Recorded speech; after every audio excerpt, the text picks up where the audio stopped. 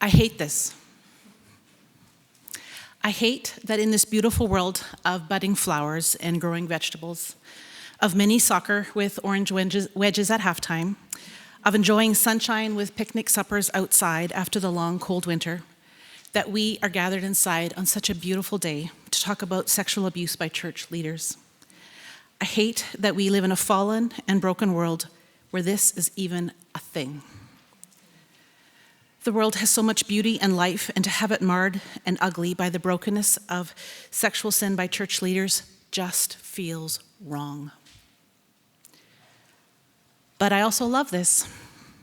In a world that has too long been silent about the tragedy and curse of this all, and has actively silenced the voices that have cried to be heard and understood and protected, to be here with committee members that have been planning this for months, with careful thought to be brave and sensitive as we speak this weekend, with meetings and emails flying back and forth to make sure this is done well, I love it.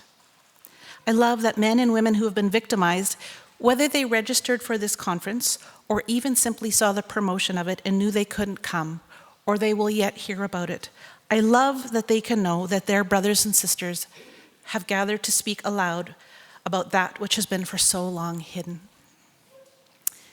When the organizers first emailed me to ask me to speak, a big part of me wanted to say no.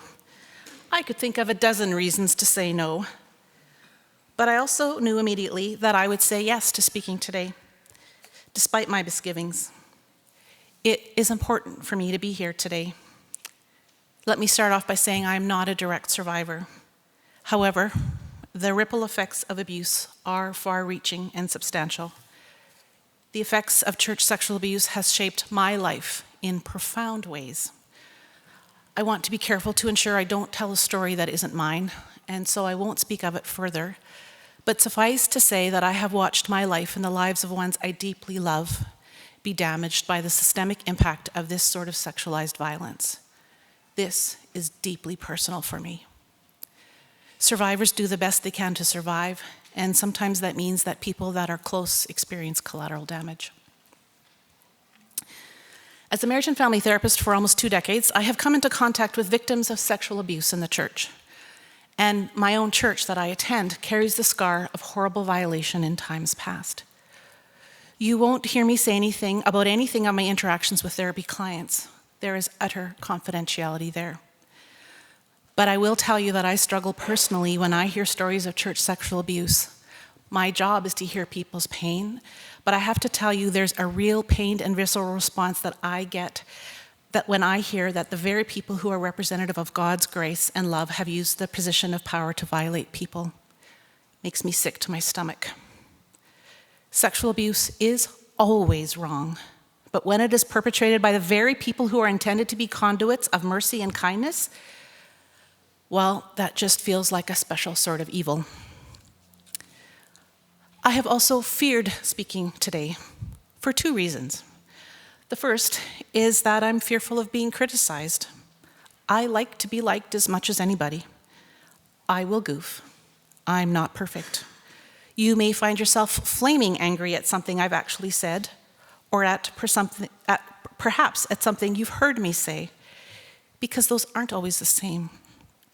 Pastoral sexual abuse is hard to talk about. It's even hard to think about. It creates big feelings inside. And those big feelings create internal discomfort and uncertainty. It's super hard to hold those big feelings inside, intolerably so. And I know that when I'm hurt, I often offload pain and hurt by spewing onto others, creating the pain and hurt on the outside with others that I'm feeling inside. Let's continue to be gentle with each other. Let's know that we are likely taken off our center. The internal plumb line inside of us has been knocked around by the very powerful stories we've heard today. Let's talk to each other with grace about today. But let's talk. Let's give each other permission to say some things to each other for the first time, knowing that when you do something for the first time, it's unrealistic to get it right. We learn by practice. To not speak it and to stay safe in doing so, individually and collectively, we don't have the chance to grow. Growing more and more into the likeness of Christ is a calling that we all have. In our conversations with each other, know that the other isn't going to get it right always, but honor the effort and bravely give your perspective on how you see it differently so everyone is richer. The second thing I'm worried about today is doing more harm to those that have already been harmed. Survivors listening with tender, raw, and hopeful hearts. Like, what if you don't even like the word survivor, just that I have just right now used? What if I don't sound angry enough? What if I don't rage against the church establishment as much as I'm supposed to? But the risk of not speaking is much greater than speaking. And if I should happen to say something that you hear as painful as a survivor, then as best you can, I'd ask you to hear the hard stuff as wah, wah, wah, kind of like Charlie Brown's teacher, and internally translate that as she's trying her best because she really cares. And as you might have time and emotional reserve, talk to me later or email me through my website at Conexus Counselling to help me learn. And that website address is in your package. I'm a lifelong learner, and I want you to be my teacher. Here's the essence of what I want to say today. The tough part of all of life is the underlying emotion affecting victims, perpetrators, and systems. The feeling that no one wants to talk about, the feeling that no one wants to feel, but we all feel it anyway.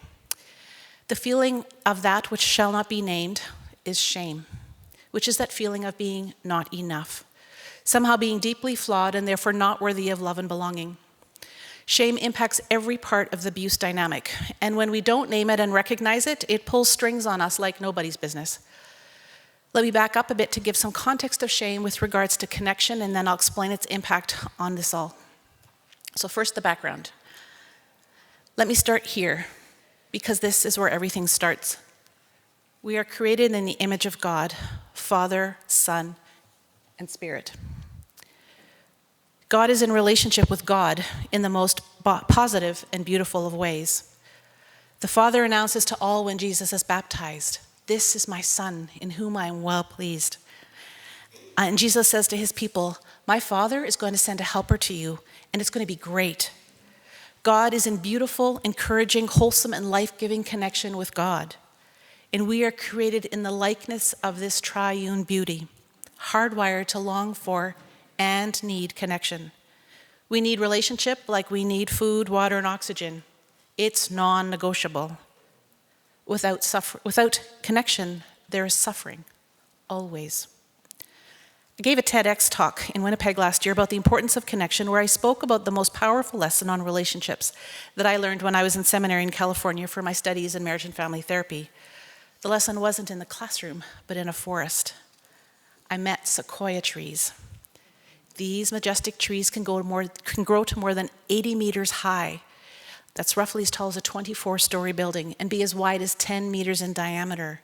These monstrous trees are able to withstand the roughest weather, and some have done so for more than 2,000 years. Incredibly, the roots of the sequoia trees go down into the ground only about 1/2 to 1.5 meters. 80 meters up, max of 1.5 meters down. It would seem impossible, and yet is obviously and remarkably possible for these trees to remain standing. But here's the thing. A giant sequoia never grows alone. Always, always in a grove. A sequoia weaves its roots in and amongst the roots of other sequoias over time, covering as much as an acre to create incredible stability. And then these trees actually connect their roots to each other, joining together so they can help each other out. A key to the sequoia tree's survival is their interconnectedness. Sequoia trees need each other. And we are no different. We are wired for connection. We need each other to survive and thrive. We were meant to grow in a forest of humanity, to have lives around ours intertwining. People enjoying each other in the everydayness of life, and also ready and steady when circumstances threaten to bend us, ensuring that we don't topple over completely in the inevitable storms of life. Solitary confinement, to be imprisoned alone, is considered to be a form of torture. Mazir Bahari is an Iranian-Canadian journalist, filmmaker, and human rights activist. When Mazir was interviewed by CBC some years ago, he was asked about his experience of being imprisoned in Iran.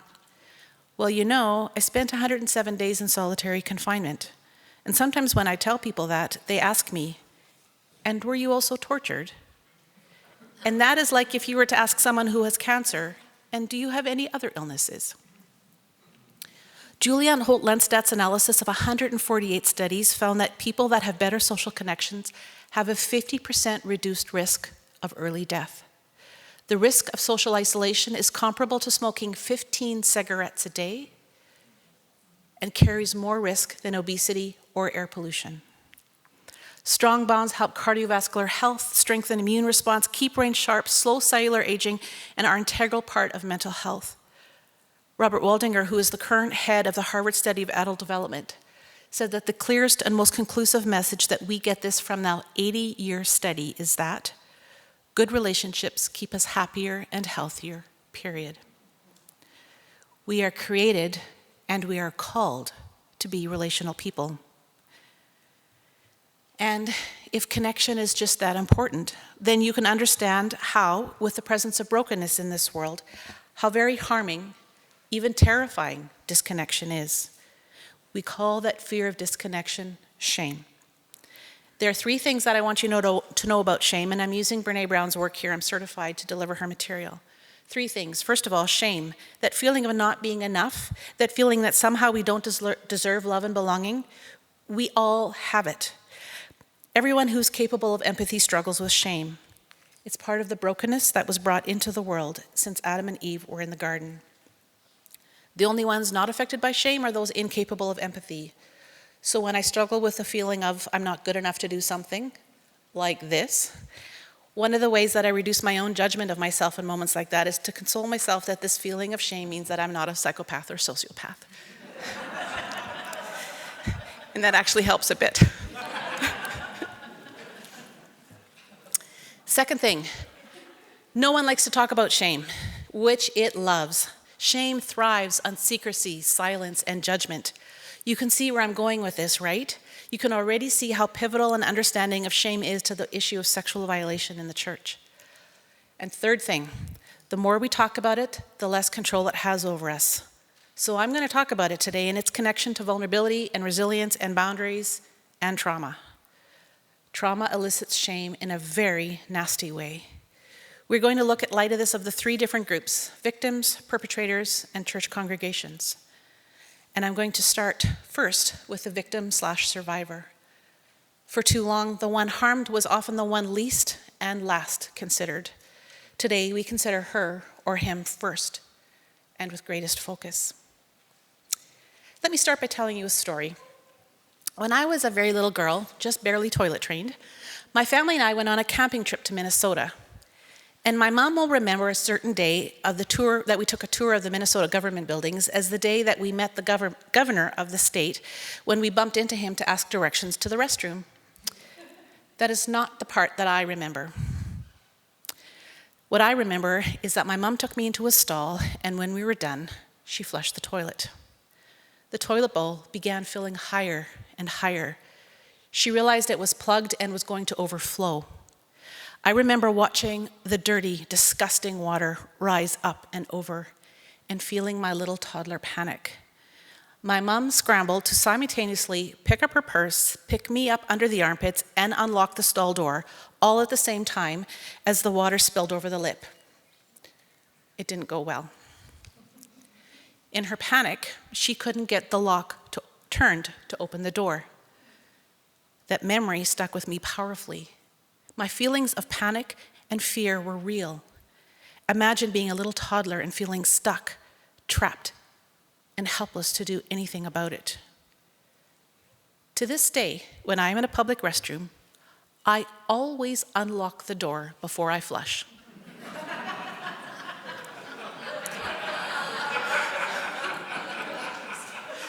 Always. I don't even have to think about it. My brain, without thinking about it, knows what it needs to do to keep me safe. Open the lock, then flush. I have a quick way out. By the way, a toilet has not overflowed on me since, but I still always unlock first. This is a silly, little, inconsequential bit of trauma that I had, and it has shaped me in patterned ways in the decades since. However, opening that little lock before I flush really has had no impact on my life. Imagine with me for a moment if your trauma is not with public stall bathroom doors. Imagine it is with a person in a relationship of trust, someone who is supportive, who guides you. What would it be like to trust anybody who asks for your trust ever? Could you accept leaders in a school, at church, at work, ever again? Imagine a relationship with someone who started off kind and generous, maybe funny and easygoing, and slowly, over time, and you're not even quite sure when, that person started using you and your body for their own purposes. You found yourself cooperative until you weren't so sure that you wanted to be, but by then it was too late. What would it be like to trust yourself in relationships to determine when someone is good for you and isn't, ever again? Imagine a relationship where someone told you that you were special, a message you longed to hear. So special that you could have a special relationship, and you liked being special, knowing that you were being seen as more special than all the others. And then that special turned into something you didn't like. But you liked that special feeling, and so it was very confusing. What would it be like to feel treasured and valued by anyone else ever again? Imagine what it would be like to be told to keep a secret about the way that person touched you. Imagine being threatened at great harm or harm to your family. If you told anybody, imagine being told that if you tell anyone, they won't believe you anyway. Imagine the terror and the way you would have to force your own body to comply with something you hated in order to keep yourself and your loved ones safe. What would it be like to even consider offering your body willingly to someone who cared about you and wished you could get close to for the rest of your life? Imagine someone assaulting you sexually and your body, as bodies do, all bodies do, reflexively when they are stimulated and touched in certain ways. Imagine it responding. And if you're a child, your body's first sexual awakening being within the context of violation. Imagine that arousal non-concordance being so confusing, with your assailant maybe even pointing out that you want this, considering how your body responds without your permission. What would it be like to feel those same arousal feelings in the context of a mutual sexual encounter with a loving partner, when your sexual response and intrusive violation have been inextricably linked in the past? And what would it be like to live with the guilt of knowing that part of your body responded to abusive touch?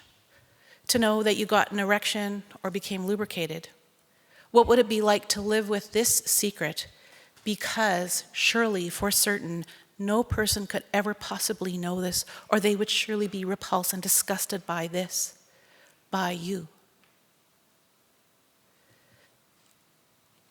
Imagine the most terrifying, horrifying, disgusting moments of your life come at the hand of someone charged with connecting you with the divine, the holy. Imagine God's love and such gross violation coming from the same person. What would it be like to hear scripture, or hear sermons, or pray, or attend service, or relate to God at all when the love of God and bad, dirty things were merged together? And all of this isn't for a day, a week, a month, or a year, but decades.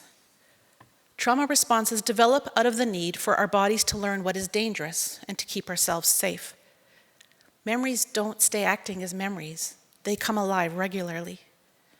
The body holds the trauma and doesn't forget. The body feels and expresses that pain and headaches, stomach aches, sleeplessness, muscle tension, hypervigilance, hyperarousal, making you more susceptible to an illness. Dr. Gabor Mate says the body keeps the score. And when we don't work through that pain and heal it, the body remembers. And when the trauma isn't a bathroom door or a bomb or a fire, but a relationship, then all relationships can be loaded with triggers that create a trauma response.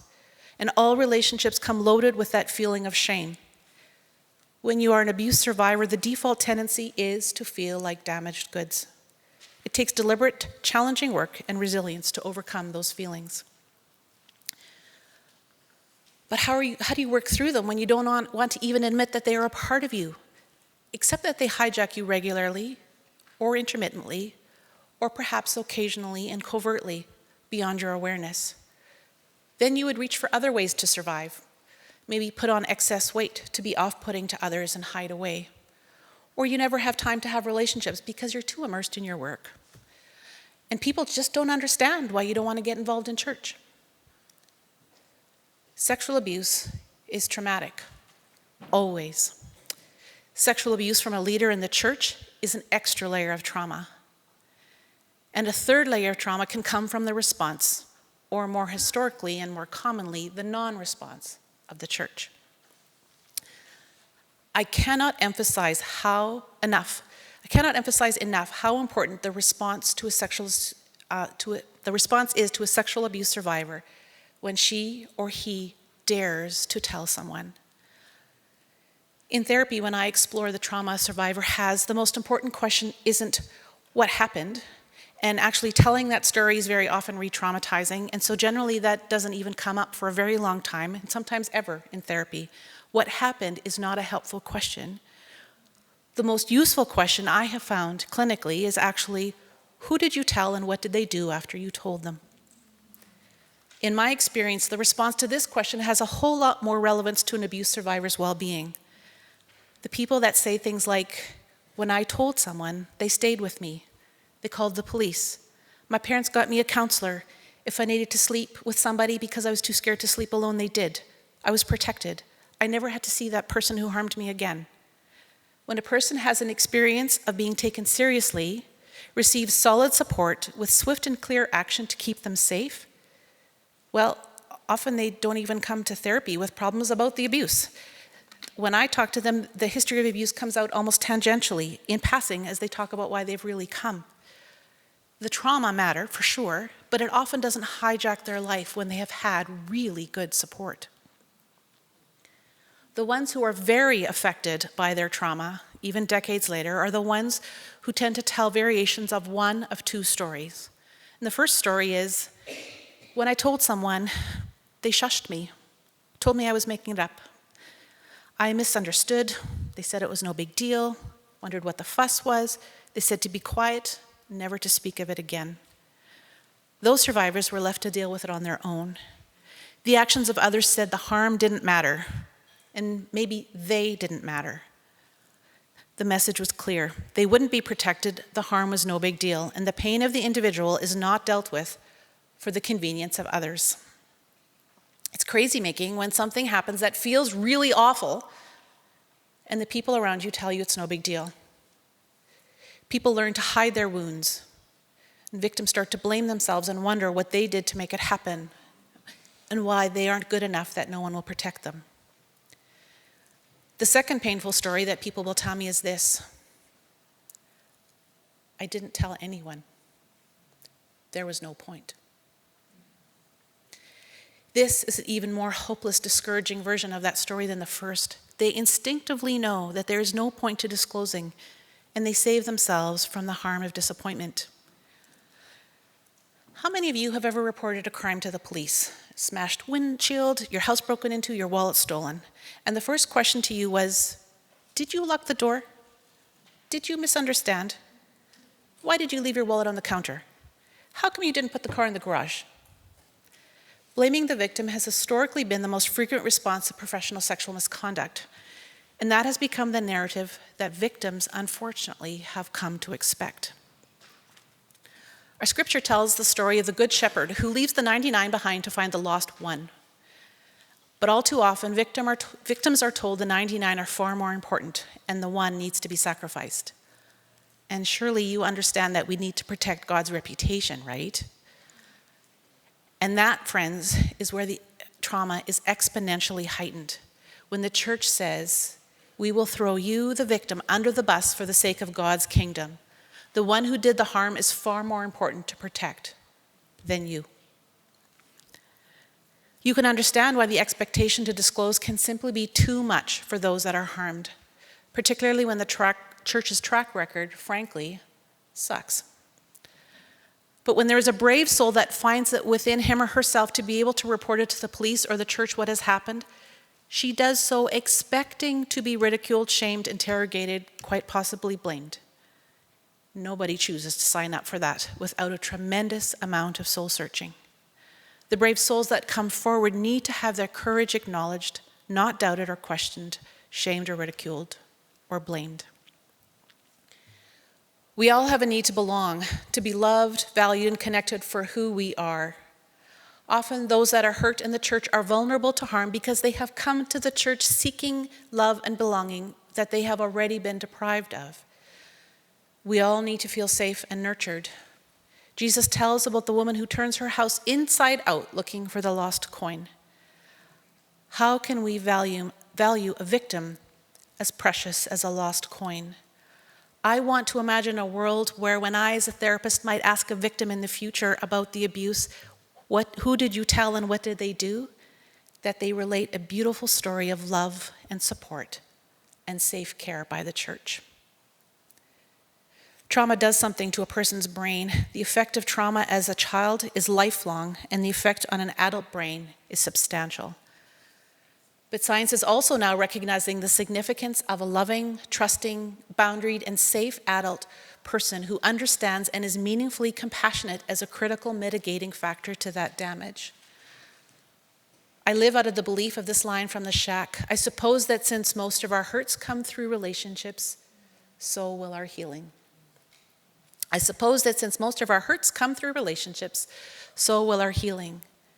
God has designed us, created in God's image, to be in meaningful relationship with each other. I don't want anyone violated, but it will occur again, and my prayer would be that there would be a strong and broad forest of relationships surrounding the one that is harmed. Now, I switch from the one harmed to the one doing the harming, those perpetrating sexual misconduct in the context of church leadership. Such a clinical term, isn't it? Such sanitary words that disguise the horror. It isn't just misconduct. It's violation, a life-changing act of intrusiveness. It's a crime. It's wrong. Full stop. Let's not make light or sugarcoat this for 1 minute. Let's condemn any and all pastoral abuse, clearly and firmly. Let's name the damage. Let's condemn the behaviors and acknowledge the incredible trauma that is created. We need to figure out how to relate to the perpetrator in ways that have significant and profound natural consequences to the behavior. We need to protect all people in and outside of churches. Absolutely. And in all of this, we relate to perpetrators in light of our faith. And that's not easy, but it is important. When I read The Shack many years ago, I had a holy upset for weeks because, very frankly, when people do despicably bad things to harm another, I don't want God to love them. The main character, Mac, is justifiably enraged at the man who has murdered his daughter. Of course he is. He wants this man who ended his daughter's life to pay with his own. I'm simplifying for the sake of brevity, but as part of their ongoing dialogue around Mac's need for revenge, God asks Mac, "Of all your children, pick 2 to be killed." Mac refuses, and he is pushed to select 2, and he clearly says, "I can't. I would die myself before I would pick even 1 to be killed." And God says, "Yep, exactly. Me too." God loves each one. He even gently cares and loves those that have hurt others, which is a good thing, right? Because who of us haven't hurt another of God's kids in some way or another? As church holds leaders to account, we do so knowing that we hold a beloved child of God to account. And I get that love towards a perpetrator isn't people's most go-to feeling, although historically there has been this little trick that churches have done where they love that perpetrator by ignoring the wrong. This has been so often done in the past where we love with the denial because that's what we feel works. But when we hold the person in front of us while well aware of the wrong deeds done, few, if any of us, have a warm gush of love. But with the complicated, complex, high calling of God to be imitators of Christ who loved the unlovable and welcomed the ostracized, we need to figure this out. It's okay to find it hard and to struggle with real love. But loving another while holding them accountable is one of the mandates of love. Some of my most loving friends are the ones who give me a good butt kicking when I need it. They challenge me to grow and do better, and that's a gift. I think it's important to love perpetrators in the context of community. So clearly, hear me, if you have been one of those harmed, it's okay to let others do the loving on your behalf. That's what church community is for. This isn't about easy forgiveness or trite action, but a profound obedience to the gospel and a recognition that in order to make the future brighter, we need to find redemptive ways of relating to those who have done wrong. Some of that will be hard to hear. It's hard for me to say. But let me tell you how I come at this as a therapist. When people come to see me for therapy, they generally come asking me to get rid of something. They want to get rid of the fighting in their relationship, get rid of the anxiety or the depression that plagues them, get rid of the overeating or the anger or the drinking, or like fill in the blank here. One of the approaches of a systems therapist is to know that all behaviors serve the system in some way. Maybe not adaptively, maybe it creates more problems than it solves. However, at some level, it makes more sense to do than to not do it. People come wanting to get rid of something because of the damage it creates. And you would think it would be just really easy to stop, but it isn't. That's why they come for help, because there's something in them that holds on to that behavior. That behavior is somehow valuable. People drink, do drugs, fight, watch porn, all sorts of things they hate doing and cannot stop, because there is an underlying, usually unconscious reason why, at some deep and profound level, it makes sense for that behavior to continue. They drink to numb the pain. They isolate to avoid rejection. Often, therapy is about gently looking at how that therapy actually serves the person in some twisted and unhelpful way, but serves a person. And once we get to what that deep need is, then we can find a more adaptive and healthy way to meet that need. I applied for and received an invitation several years ago to attend some tapings of Oprah's Life class with Brene Brown. It was a crazy but fun trip. The very first thing Brene said was this: how many of you in the audience are helpers? About 90% of the 200 of us put up our hands. Social workers, psychologists, nurses, military, clergy, public protection, and so forth.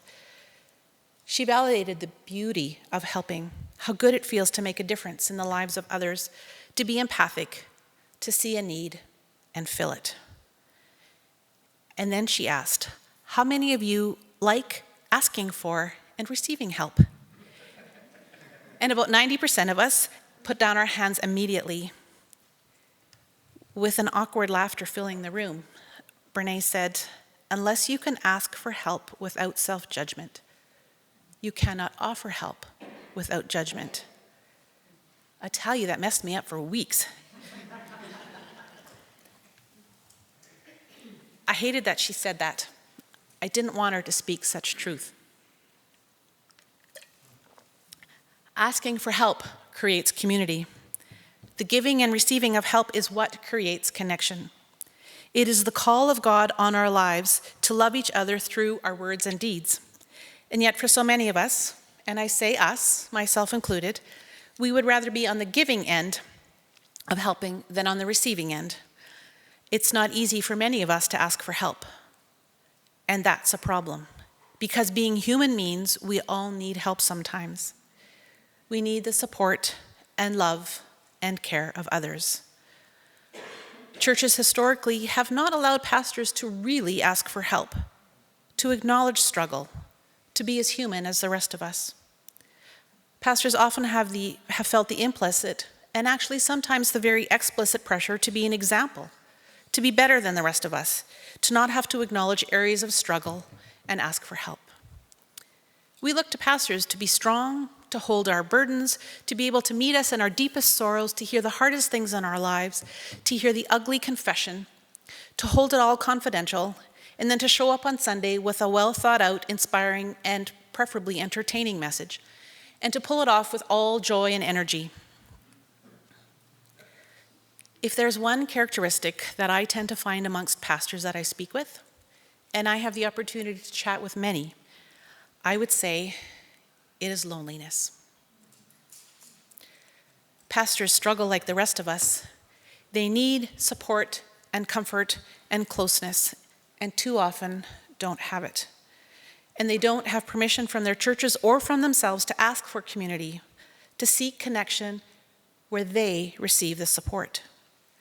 Sometimes churches really do want Jesus to pastor them, and when their pastors try to meet that standard, they inevitably fail, and that hurts. And that hurt needs tending. Often those in church leadership can't or won't ask for help. When pastors are lonely and have no way to ask for connection and support, they are vulnerable to look for it in ways that are inappropriate.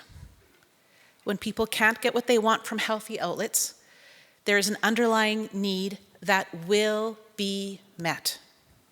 This does not make it acceptable, but it does create an understanding about a situation that is untenable and requires some sort of solution. It's not that pastors are uniquely needy. It's that pastors are as human and struggling and messy as the rest of us. Pastors need places where they can belong, to be fully themselves and not be judged. Places where they can be vulnerable. Vulnerability is defined as uncertainty, risk, and emotional exposure. Where do pastors go in a risky way to expose themselves emotionally? In my training and practice as a therapist, we do supervision, either individually or groups.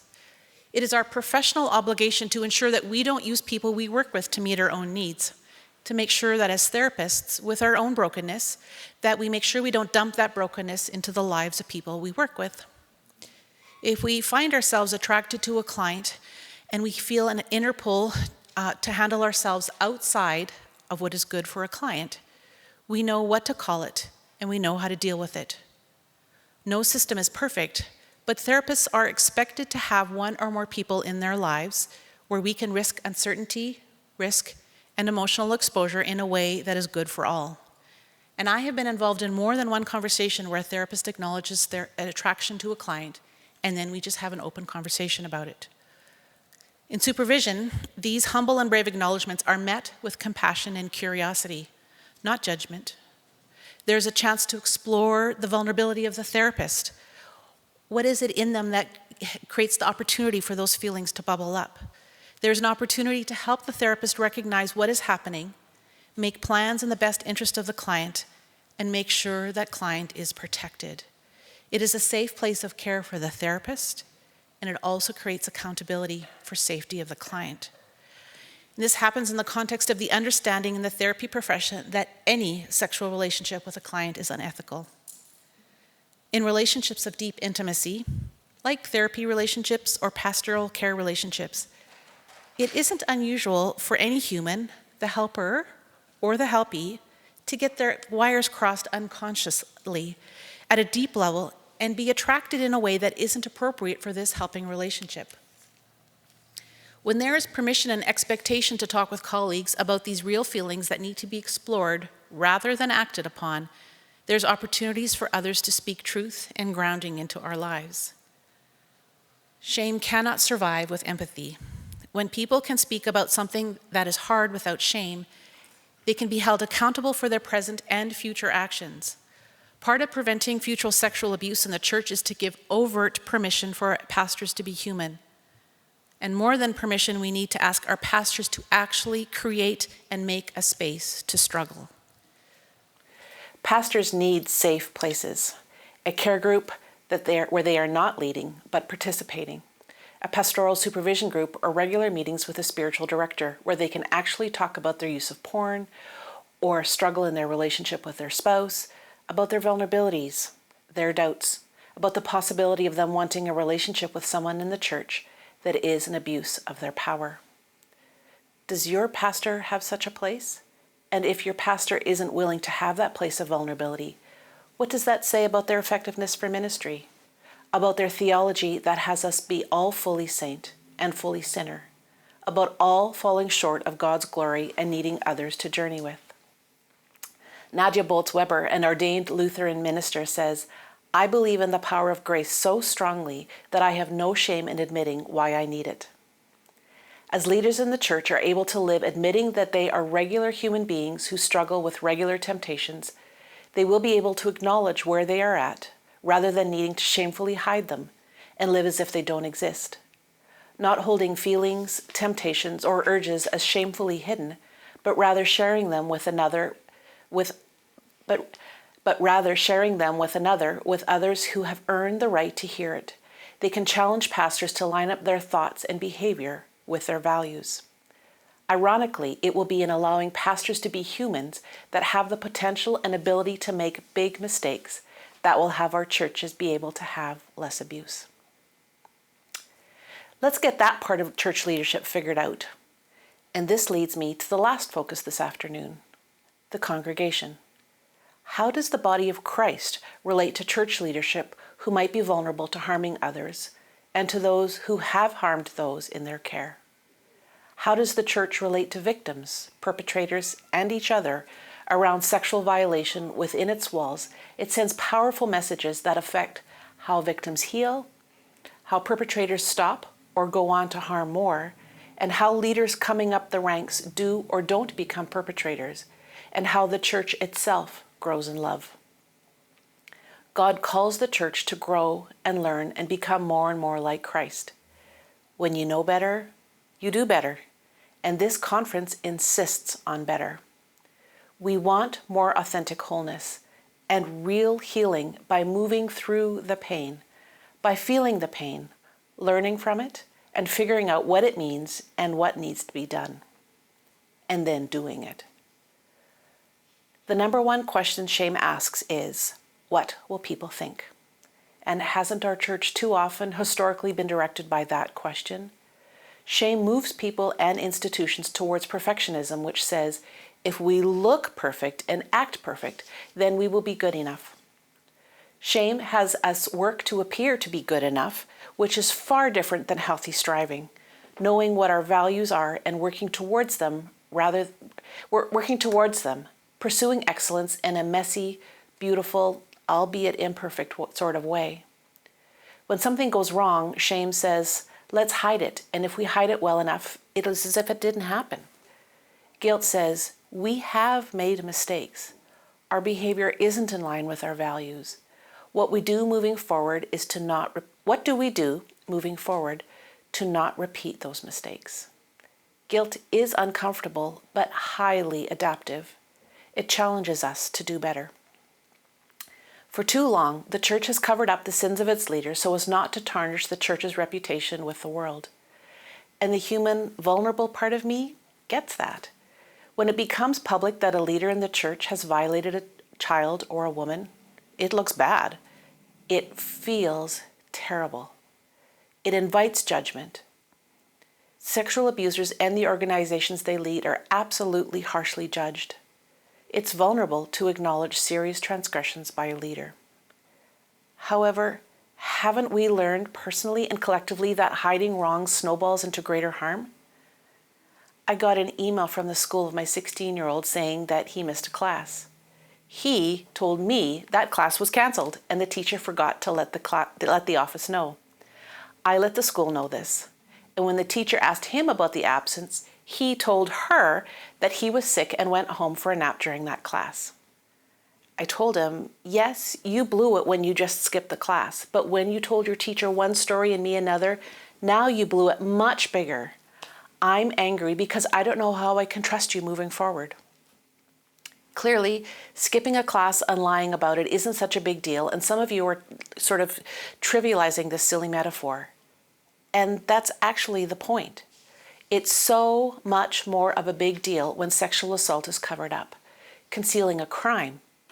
It's setting up a situation where the harm can continue to the harmed person and or future victims. You have added a very thick further layer of trauma onto a survivor. And now you've broken trust with the world at large in not acknowledging harm and impoverish the church herself in not dealing painfully and properly with the reality of its own brokenness. Please, let our hearts break with that which breaks the heart of God, even when it's hard, especially when it's hard. And this is hard. Who wants to deal with the complicated feelings that naturally bubble up when the one who has done the harm is also the one that has created meaningful spiritual growth?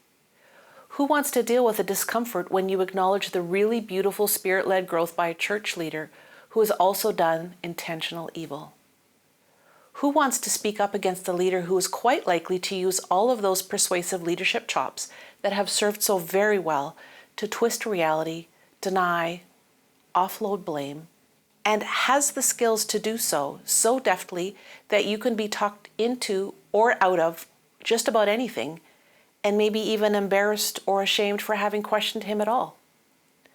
Who wants to risk damaging the reputation of a respected leader when there is a slim chance that it's not true? And when that person is your respected leader and everything in you fights for your own foundations to remain solid by having that horror not be true? Who wants to find out that the good guy who leads them into the presence of God, who is the foundation of their life, is actually also the guy that has done such bad? The media often portrays religious institutions as protecting the leaders who have done harm. That's the surface story. But I think actually it's the institutions and the people in the institutions that are actually protecting themselves by protecting the perpetrator. It's so complicated, and the individual and collective shame of the community is so motivated to appear pure, even more than actually being pure. It has been and will be hard to do things differently. It won't be easy, and when we try to do the right thing, it will feel vulnerable. We aren't going to get it right every time. Too often, the easier thing sometimes seems to do nothing because there's less chance of blowing it. But that doesn't work. Doesn't mean we haven't tried and failed. Too often the church has panicked and started drowning, flailing badly, and then covering up. A couple of years ago, when I was working out at the Pan Am pool and watching the kids below in their swimming lessons through the thick plexiglass of the workout room above, most of the little kids down there were on a platform placed on the shallow pool floor. The swimming instructor would take these little ones one at a time and do a little loop where they kicked and practiced putting their face in the water. There was one cute little goofball who wasn't very focused while he was waiting, and during his antics, he fell off the platform in the shallow end. He started to drown, thrashing ferociously, trying to get his next breath. He was panicking, and I watched in horror. It felt like forever, but probably was only about 10 or 15 seconds before the teacher noticed, plopped the little one she had in her arms on the platform, and she attended to the drowning little boy. What I found fascinating was that she didn't swoop him back up onto the platform. Rather, she just put her hands under his arms and held him there. She whispered something into his ear as he caught his breath and stilled. Then, after another moment, she took her arms away and remained calm. It became apparent that what she had done was to tell him to straighten his knees. He could actually stand on his toes in the shallow water. He didn't need to drown as long as he put his feet on the bottom. He needed to ground himself on the solid, and then he was fine. I see this as a lesson for the church. The church longs to be a beautiful place that is whole and wholesome. However, we live in a fallen world where we can anticipate with great confidence that we aren't going to do things perfectly and that we will have leaders that will make mistakes.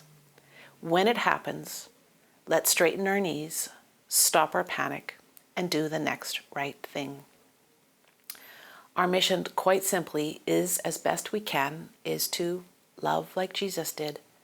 Let's work together to figure out what this looks like in our world at this time. Let's ask all the leaders the questions. Do you have a place where you can be utterly honest? Do you have a soft place to land when you are struggling? If you noticed you were starting to invite a woman with deep struggles into your office when no one else was there, Do you have someone you could and would acknowledge this to? When a child, a teen, a woman dares to utter that she has been violated by church leadership, let's have compassionate, caring people be supportive, have the courage to call in authorities, be trustworthy, and operate with accountability and transparency.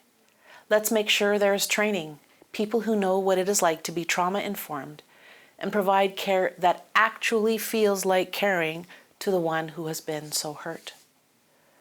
Let's expect to have everyone to have their own blind spots, and let's not expect anyone to know their own blind spots, because by definition, no one does.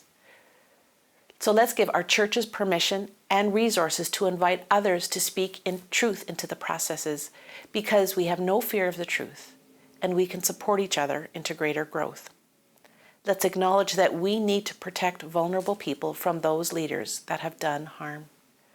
Let's be willing to, like Jesus, protect those on the margins, to be willing to be uncomfortable and make others uncomfortable by loving into brave spaces, by taking care of those who need help, by having those who have been most hurt feel the most loved. Jesus challenged the systems and structures that were oppressive to the ones with no voice. Let us do no different. The gospel calls us to bring light, the light of God, into the darkness, not to ignore it.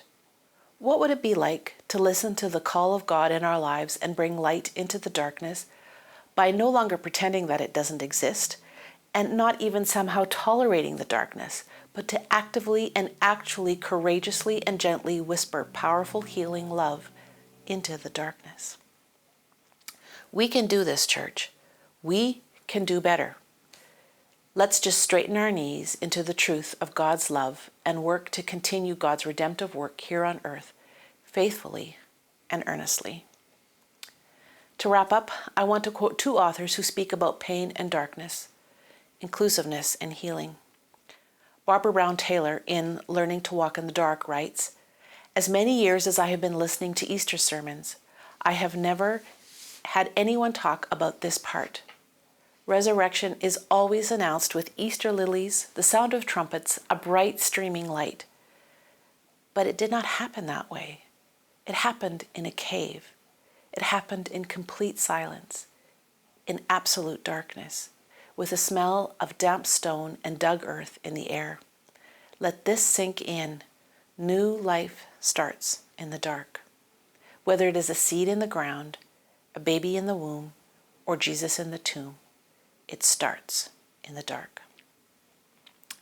We are at a time in history when the church has been very much in a darkness around sexual abuse in the church. The church has not equipped itself well and has chosen the wide path of easy neglect rather than the narrow path of a courageous adherence to costly love. For too long, the church has been in darkness, but new life starts in the dark. Listen, learn, allow new life to emerge out of this darkness. The other is from Father Gregory Boyle from Tattoos on the Heart. He calls us to real and authentic kinship. Inching ourselves closer to creating a community of kinship such that God might recognize it. Soon we imagine, with God, this circle of compassion. That then we imagine no one standing outside of that circle, moving ourselves closer to the margins so that the margins themselves will be erased. And we stand there with those whose dignity has been denied. We locate ourselves with the powerless and the voiceless. At the edges, we join the easily despised and the readily left out. We stand with the demonized so the demonizing will stop. We situate ourselves right next to the disposable so that the day will come when we stop throwing people away. My prayer for us is that this conference will build on the previous #Church2 conference, that we stand on the shoulders of those who have already been hard at work to create this circle of compassion, that we recognize that our work is far from over, and that precious souls are being pushed out of this circle of compassion.